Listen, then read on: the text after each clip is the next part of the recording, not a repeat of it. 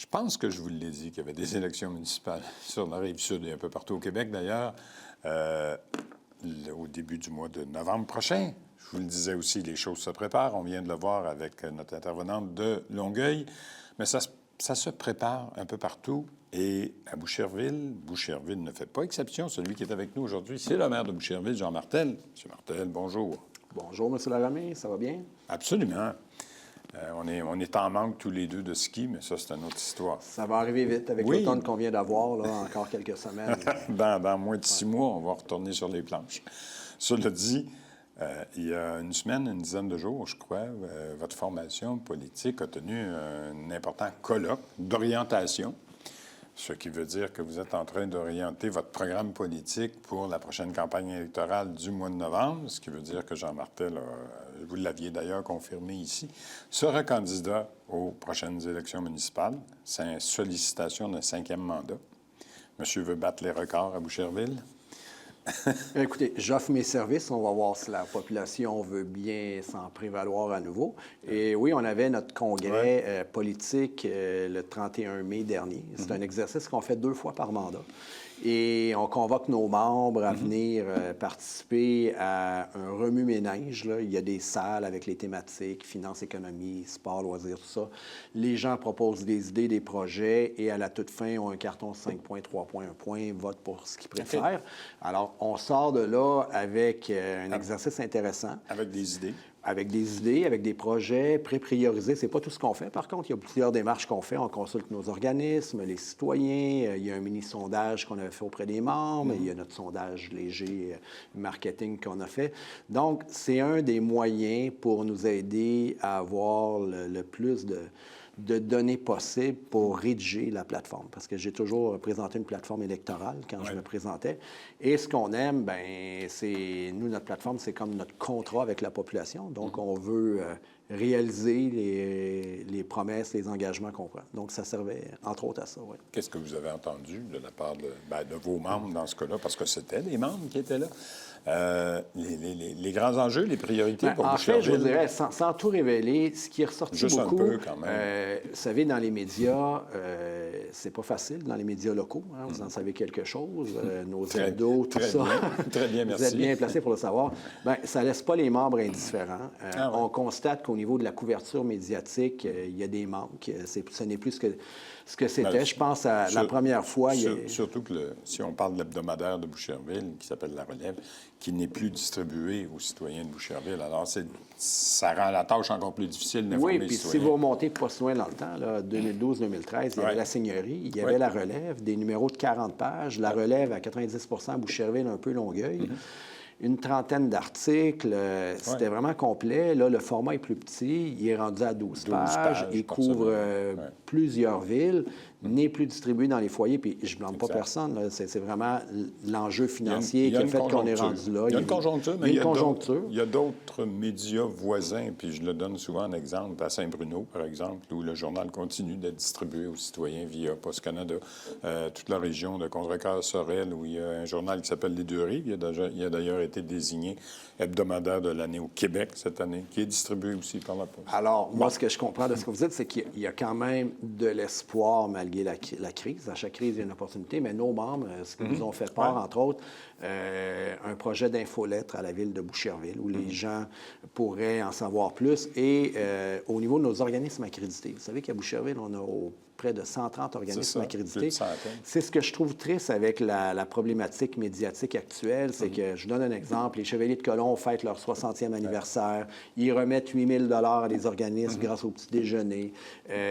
La Fondation Jeanne Crevier recueille 45 000 lors d'un souper. Le Centre des générations remet 240 000 à plusieurs organismes. Mais c'est le tissu social de Boucherville. C'est le tissu social. Et quand les gens lisent ces hebdos-là, ils ne sont pas seulement informés, ça leur permet de voir ce qui se passe, ça leur donne le goût de s'impliquer. Qui bouge, qu'est-ce qui se passe? Oui, puis je vais m'impliquer au niveau bénévolat, les gens vivent plus la ville et en bout de ligne, c'est le sentiment d'appartenance. Donc, ça a ressorti beaucoup. Comme je disais souvent, ça devrait être comme un perron d'église presque dans le temps, là, les journaux locaux avec de l'information très locale, ciblée sur ce qui se passe dans la communauté. Mais bon, ce n'est ni votre enjeu ni le mien, mais les gens, ce que je comprends, c'est que c'est un enjeu important pour nous à la Ville parce qu'on le constate. Alors, il y a le projet d'infolette. Il y a aussi, on veut voir au niveau des médias actuels, est-ce qu'on peut améliorer la façon de faire connaître nos organismes accrédités, les activités qu'ils font, les activités qu'ils veulent faire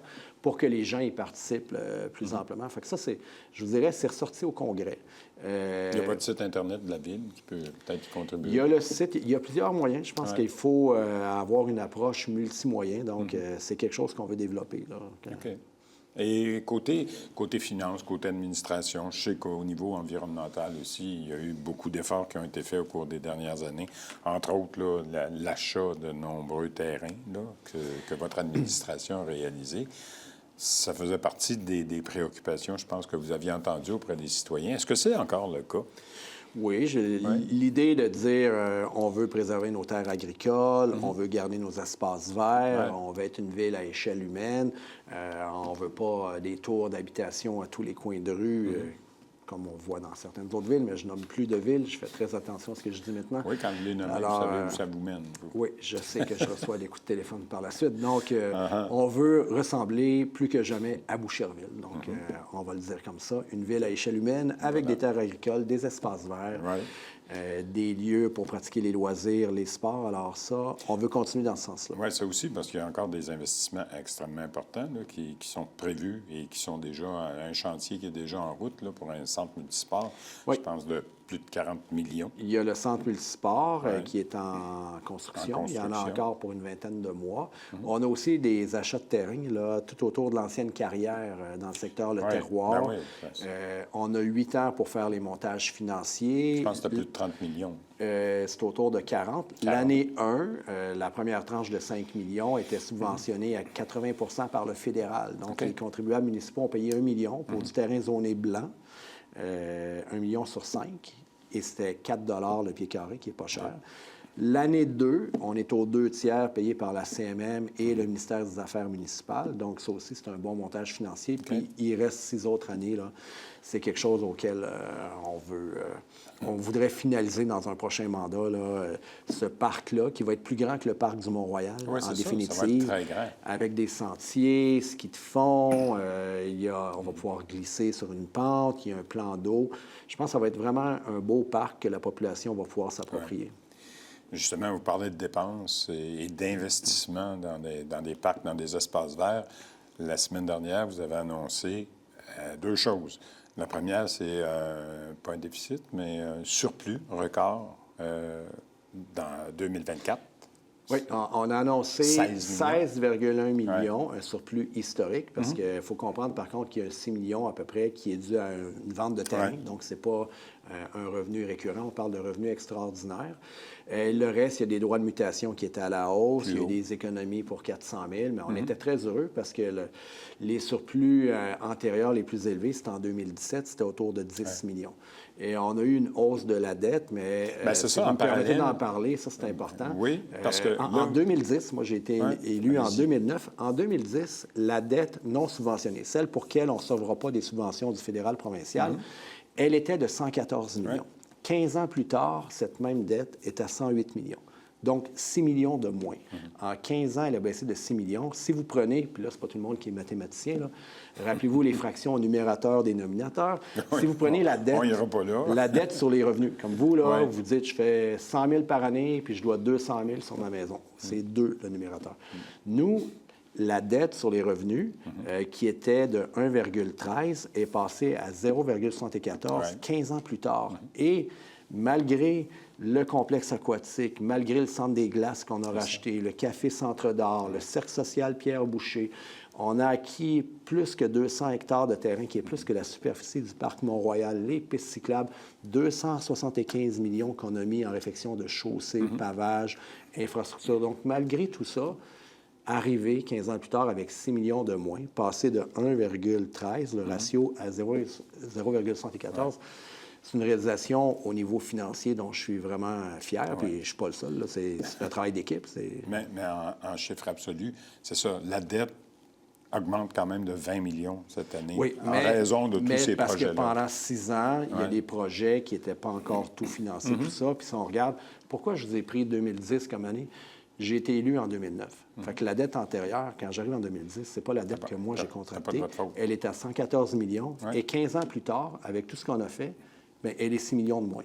Puis je vous dis, je ne pense pas être là 15 ans, mais si dans 15 ans plus tard, avec tout ce que je veux faire, elle était un autre 6 millions de moins, je serais encore très heureux. Puis je pense que là pas. Mais je pense pas être là 15 ans. Mais la question que quelqu'un me posait, est-ce que votre surplus de 16 millions pourrait s'appliquer sur la dette de 20 millions et faire en sorte qu'il y en ait juste 4, dans le fond? En fait, c'est que la dette, c'est en juillet qu'on contracte la dette. Et les surplus, c'est en décembre qu'on les a. Donc, ça peut nous éviter de la dette l'année prochaine. C'est ça. On peut en payer une partie. On peut faire des paiements comptants aussi qui évitent de s'endetter de plus. Si on veut rembourser de la dette, si on veut geler des taxes, comme on l'a fait, si on veut faire baisser la dette, bien, il faut faire des surplus à quelque part. Sinon, on va continuer de s'endetter. Puis si vous regardez, vous lirez le prochain ici Boucherville en juin, là, c'est bien expliqué dans le mot du maire. Vous avez les graphiques sur l'évolution des surplus, sur la taxation. Et au niveau de la dette, bien, je vous ai expliqué un petit peu là, sa décroissance depuis 15 ans. Je reviens 10 secondes sur votre formation politique. Vous avez clairement indiqué votre intention d'être candidat à la mairie. Vos membres, vos élus, vos conseillers et conseillères municipaux, est-ce que tout le monde semble vouloir être sur les rangs pour le mois de novembre? Parce que je le répète, c'est dans moins de 5 mois. C'est toujours un exercice qui est quand même fastidieux pour un chef de parti politique. Comme je vous disais, moi, j'offre mes services. Je suis avec un parti politique. J'ai toujours voulu me présenter en équipe. Alors là, ce que j'ai dit aux gens, j'ai dit, écoutez, je vous demanderai d'ici la fin juin de réfléchir à votre avenir politique. Voulez-vous vous représenter ou non? Moi, j'ai un critère.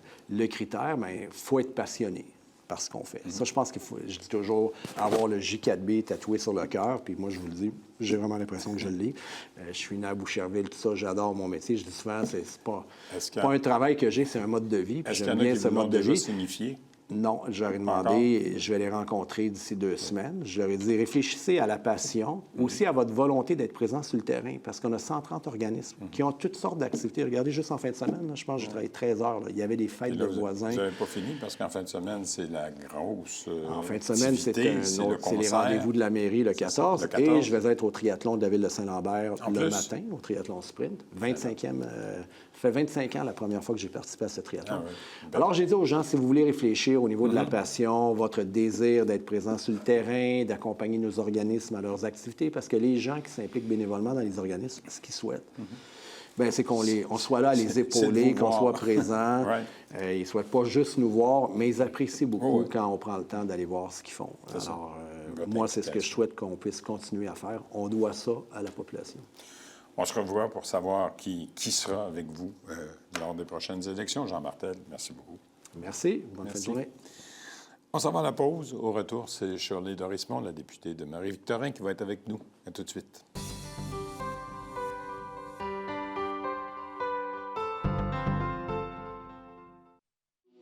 À vue et reconnu, Sylvie Bardier présente les entreprises et les entrepreneurs dynamiques de la Rive-Sud. Mais vous êtes au bon endroit. Vous êtes à l'émission Vue et reconnu. Apprenez-en sur leur passion, parcours, réussite, sans oublier leurs produits et services.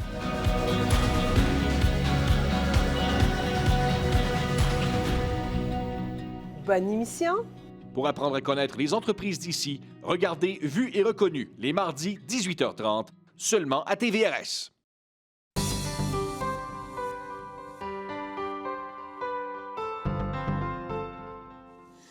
C'était aussi fin de session au niveau provincial, au Parlement de la province de Québec. Shirley Dorismont, la députée de Marie-Victorin, y était.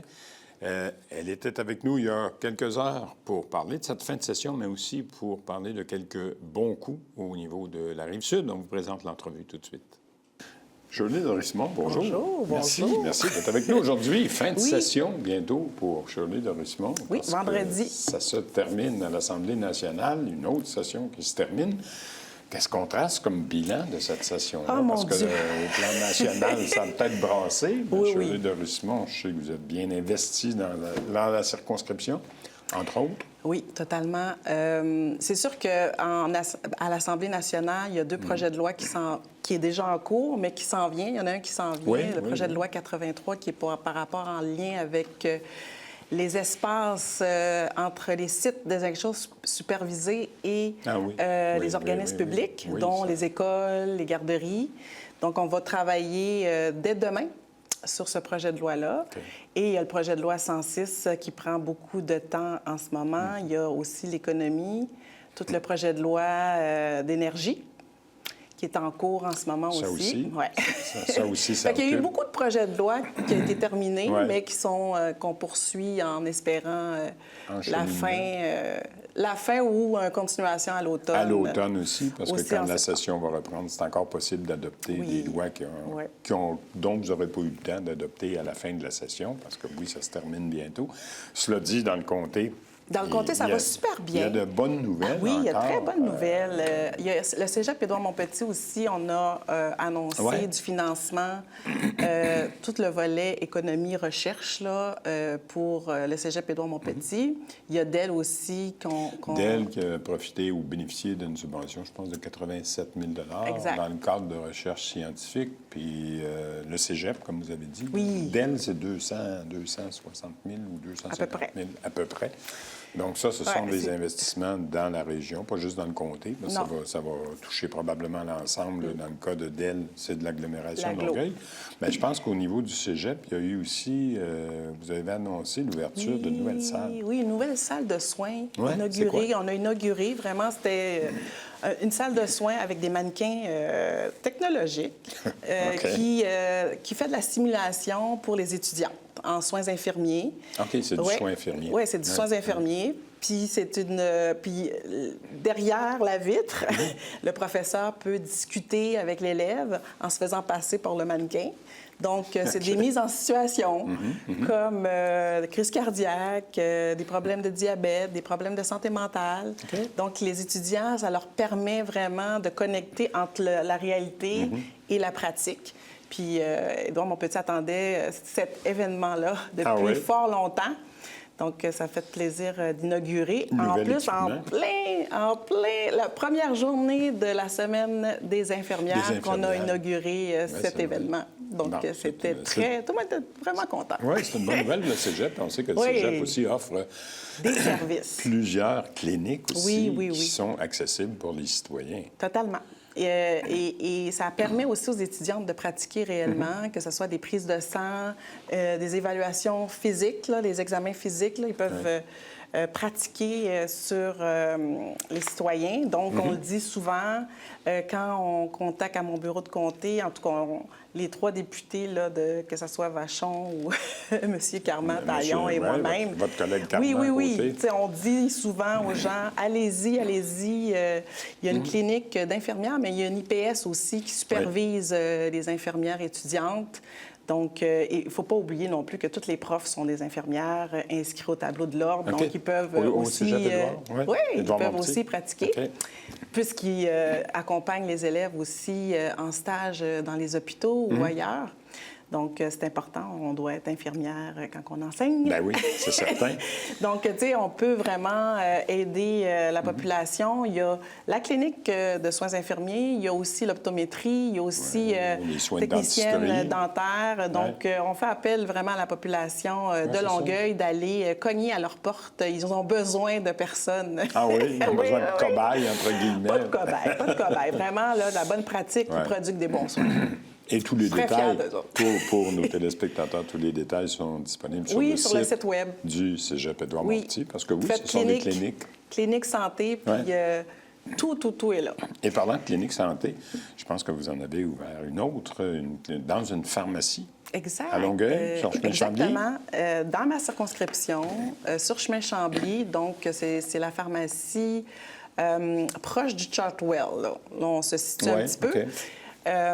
Donc, ils vont offrir beaucoup de services, que ce soit lavage d'oreilles, des prescriptions pour infections urinaires, prise de sang. Okay. Donc, il y a plusieurs services. Vous pouvez aller là-bas directement et il y a une personne qui vous accueille à l'entrée selon votre besoin. Vous allez voir un pharmacien prescripteur qui va pouvoir faire... Il peut faire un bout de chemin. Qui fait pas mal des bouts de chemin. Si vous n'avez pas de médecin de famille, ça peut faire un bon bout de chemin. Les P4, P5, ça vaut la peine d'aller là au lieu d'aller à l'urgence. Est-ce que vous en avez trouvé un, vous, un médecin de famille? Non, Il me pas semble encore. Que la dernière fois, vous m'avez dit qu'il y en avait... Non, pas encore. Mais je suis inscrite à un GMF. Non plus. Mais ça, c'est une autre histoire. C'est déjà ça. Non, c'est ça. Fait que je suis inscrite. Mon fils aussi, il est inscrit, finalement. Un GMF. Oui, bon, un tant GMF. Tant mieux pour vous. Fait que ça avance. Et parlant de votre fils, il est peut-être un peu vieux pour être là, mais je sais que vous avez aussi ouvert de nouvelles places en garderie. Oui, vraiment. Ça, Ouais. c'est une nouvelle garderie qui est sur Curé-Poirier. Et on a ouvert plusieurs places et ça va permettre aux personnes, encore une fois, d'avoir des places à 8 $, 95. Combien de places? Je crois que c'est à peu près 80. OK. Nouvelles places. Nouvelles places, vraiment des nouvelles places. C'est pas des places conventionnées. Des fois, on offre des places conventionnées, mais des fois, c'est aussi conventionné une nouvelle place. OK. Fait que là, c'est des nouvelles places. Vraiment, là. Qui totalise... La directrice m'a dit qu'elle allait diminuer sa liste d'attente parce qu'il y avait des parents qui attendaient grandement sur la liste d'attente là, pour avoir ces places-là. Puis, qu'est-ce qui est fantastique aussi, c'est qu'il y a des places qui vont être réservées pour les enfants en besoins particuliers. Hein? Dans cette nouvelle garderie-là. Ce qui totalise maintenant combien de places, plus ou moins? Là, maintenant, pour la circonscription, je suis rendue à près de 500 places pour Marie-Victoria. Quand même. Oui. Vraiment, là, les choses se sont je remercie améliorées. grandement ma collègue d'être sensibilisée à la cause de Marie-Victorin, les enfants en besoins particuliers. Il y en a beaucoup.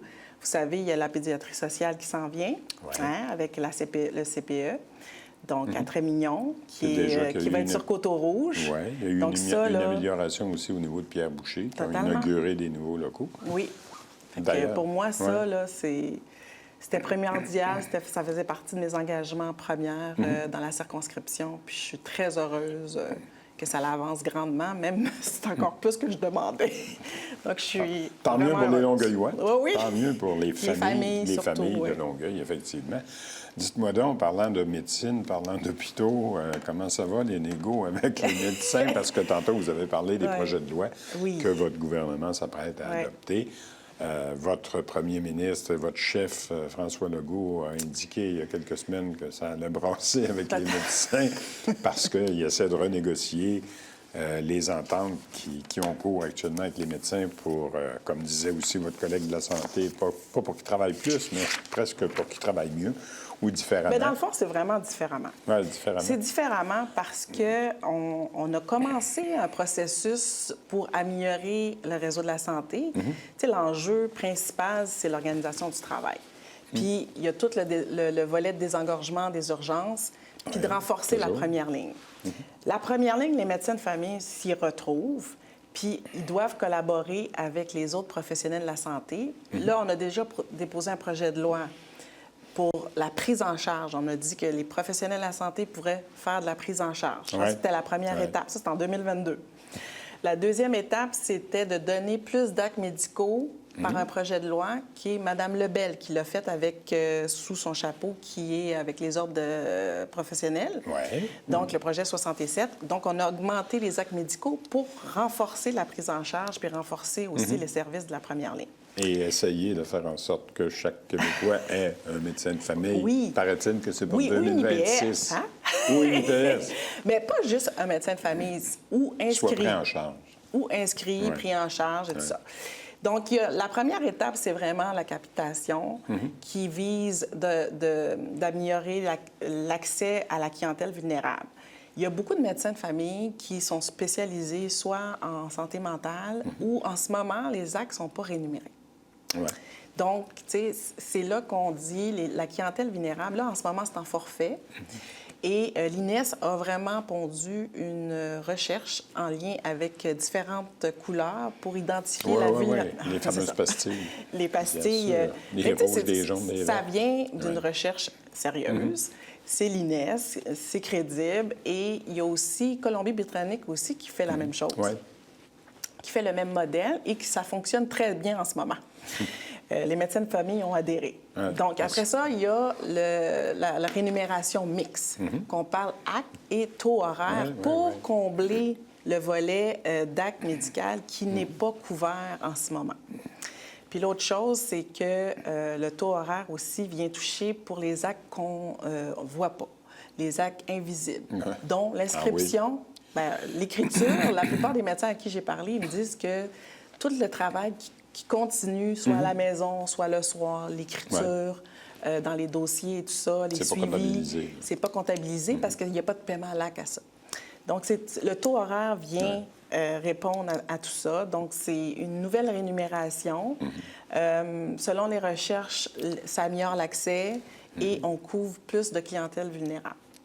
Est-ce que ça va être possible, selon vous, une dernière question, que tout ça soit réaliste et réalisé pour 2026? J'entendais votre ministre de la Santé, M. Dubé, dire que c'est l'objectif que vous avez, que vous poursuivez. C'est réaliste? Ça se peut? Bien, moi, je pense que oui, mais l'important, c'est que tout le monde travaille ensemble. Moi, je suis infirmière de profession.